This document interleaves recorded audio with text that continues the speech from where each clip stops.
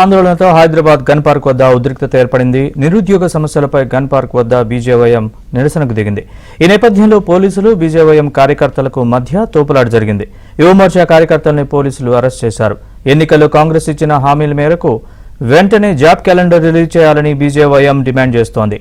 దీనిపై మరింత సమాచారం మా ప్రతినిధి నరేష్ అందిస్తారు.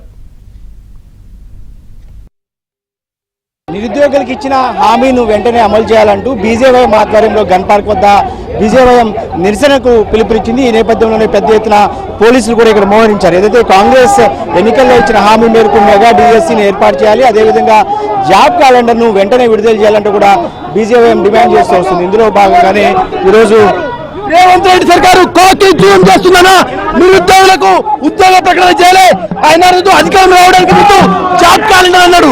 జాబ్ క్యాలెండర్ ఎక్కడ వైద్యం అడుగుతున్నాం, నువ్వు డేట్ రిలీజ్ చేస్తావు కదా, డేట్ అమలుకిస్తామని చెప్పేసి మేము ఆందోళన డేట్ చేస్తా ఉన్నాం. తప్పకుండా ఈ రేవంత్ రెడ్డి సర్కారును కూలగొడతామన్నా. నిరుద్యోగులకు పోలీసుల మధ్య భారీగా తోపులాట కూడా చోటు చేసుకుంటుంది. నిజానికి వీళ్ళంతా కూడా గన్ పార్క్ వరకు వెళ్లాలని బీజేఎం కార్యకర్తలు ప్రయత్నం చేస్తారు. బీజేఎం గన్ పార్క్ వద్ద కాసేపు నిరసన వ్యక్తం చేసి తర్వాత మీడియాతో కూడా మాట్లాడాలనేది వాళ్ళ ప్రయత్నం. అయితే దాన్ని పోలీసులు అడ్డుకుంటున్నారు. పెద్ద ఎత్తున బీజేఎం కార్యకర్తలను అరెస్ట్ చేసి వాళ్ళందరినీ కూడా ఏదైతే పోలీస్ వాహనంలో ఎక్కించి పోలీస్ స్టేషన్కు తరలించే ప్రయత్నం చేస్తున్నారు. నిజానికి ఈరోజు ఏదైతే జూన్ 2వ తారీఖున ప్రభుత్వం అటు మెగా డిఎస్సీ కావచ్చు, జాబ్ క్యాలెండర్ను కూడా విడుదల చేసే అవకాశం ఉన్న నేపథ్యంలో దానికంటే ముందే బీజేపీ ఈ కార్యక్రమాన్ని తీసుకుంది. సో ఇందులో భాగంగానే పోలీసులు ఈ నిరసన కార్యక్రమానికి ఎక్కడ కూడా అనుమతి లేదనేది పోలీసులు వాదనగా ఉంది. ఇందులో భాగంగానే బీజేఎం కార్యకర్తలు అరెస్ట్ చేసి పోలీస్ స్టేషన్ తరలించే ప్రయత్నం చేస్తారు. బీజేఎం అధ్యక్షుడు మహేందర్ ఆధ్వర్యంలో ఈ కార్యక్రమం జరుగుతుంది. పోలీసులకు ఇక్కడ మహేందర్ కు మధ్య ఏదైతే బీజేఎం అధ్యక్షుడుగా ఉన్న మహేందర్ కు తీవ్ర వాగ్వివాదం కూడా జరుగుతున్న పరిస్థితి కనిపిస్తుంది.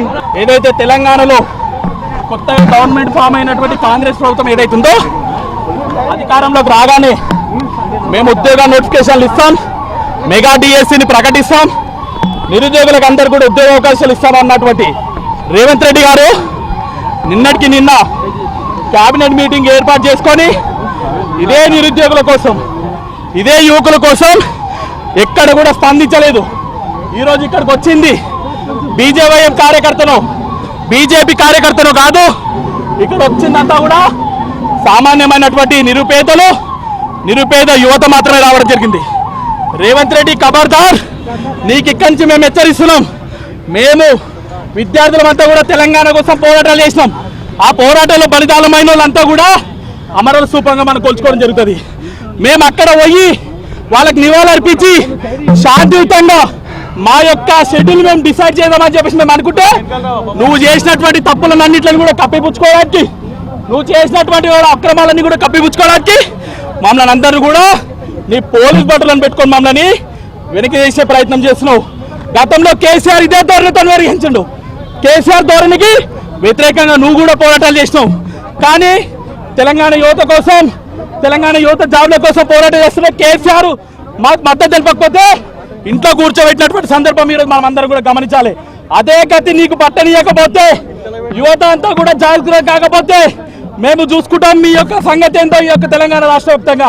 ఉద్యోగ నోటిఫికేషన్ ఇచ్చే వరకు ప్రభుత్వం మీద పోరాటం చేస్తామని చెప్పి చెప్తారు. అదేవిధంగా జూన్ నెలలో రాష్ట్ర వ్యాప్తంగా కూడా బీజేఎం ఆధ్వర్యంలో పెద్ద ఎత్తున ఆందోళనకు చేస్తామని చెప్తారు. పెద్ద ఎత్తున అటు పోలీసులకు బీజేఎం కార్యకర్తల మధ్య తీవ్ర వివాదం నేపథ్యంలోనే పోలీసులు బీజేఎం కార్యకర్తలను అరెస్ట్ చేసి పోలీస్ స్టేషన్ తరలిస్తున్నారు.